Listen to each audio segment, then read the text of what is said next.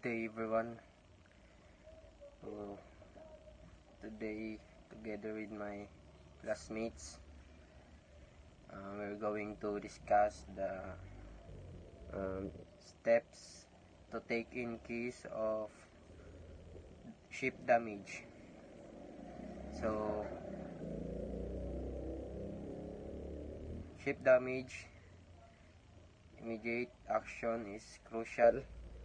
First, the master should be informed and emergency stations should be sounded, followed by the implementation of emergency response plans. Crucially, watertight doors should be closed, the main engines should be slowed down or stopped, and crew should muster to damage control stations simultaneously. The ship's position should be fixed, and survival crafts and life-saving appliances should be prepared if needed. Stakeholders and relevant authorities should be informed, and an urgency or distress message broadcast if appropriate. Immediate actions. Raise the alarm. Raising the alarm is critically important when a ship is damaged because it initiates an immediate coordinated emergency response that can save lives, reduce damage, and prevent escalation.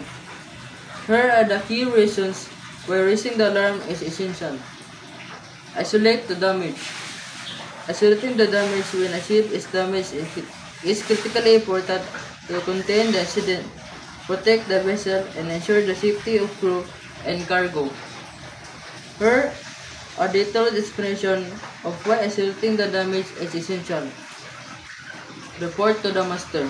Reporting to the master immediately when ship's damage occurs is vital for ensuring an effective, organized response.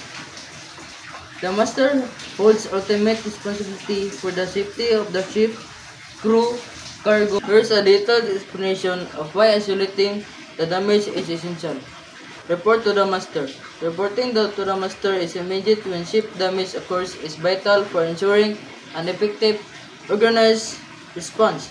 The master holds ultimate responsibility for the safety of the ship, crew, cargo, and environment, and must be informed without delay.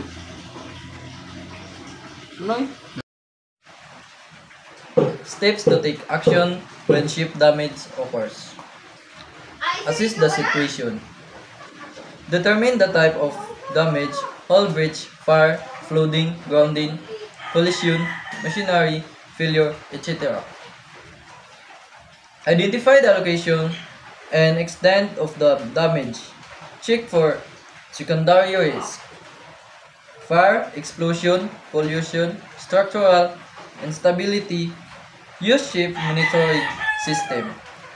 Build alarm fire detection system to gather data. Contain the damage. Isolate affected areas. Close watertight doors, shut valves, etc. Activate emergency systems, fire suppression, build pumps, emergency power. Take corrective measures, plug or patch leaks.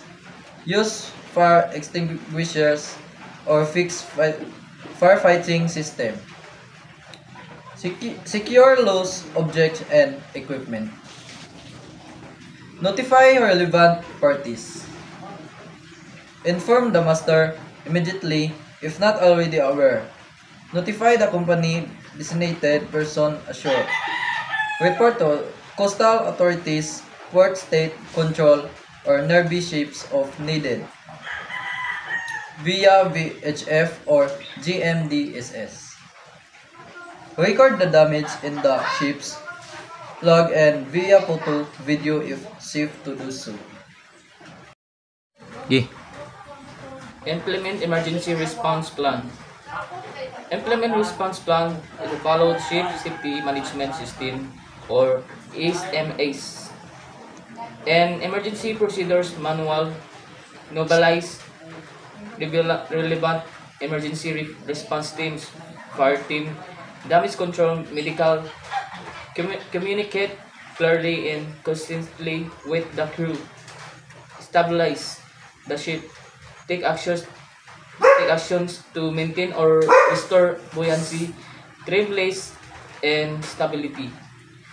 Transfer balance or cargo if needed to maintain stability, monitor for fragile clothing or worsening of damage, and prepare for external assistance.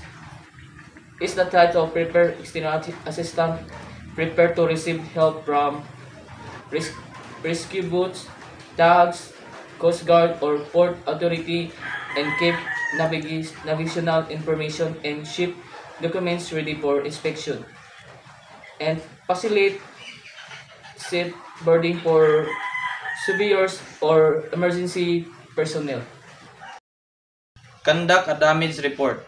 Compile a detailed damage report including time and date, description of incident, weather and sea conditions, actions taken, injuries or pollution caused, report to flag state classification society and insurance company as required. Arrange for repairs. Make temporary repairs at sea if possible. Arrange for dry dock or port repair if major structural or mechanical work is needed. Class surveyor may need to inspect and approve the vessel for continued operation.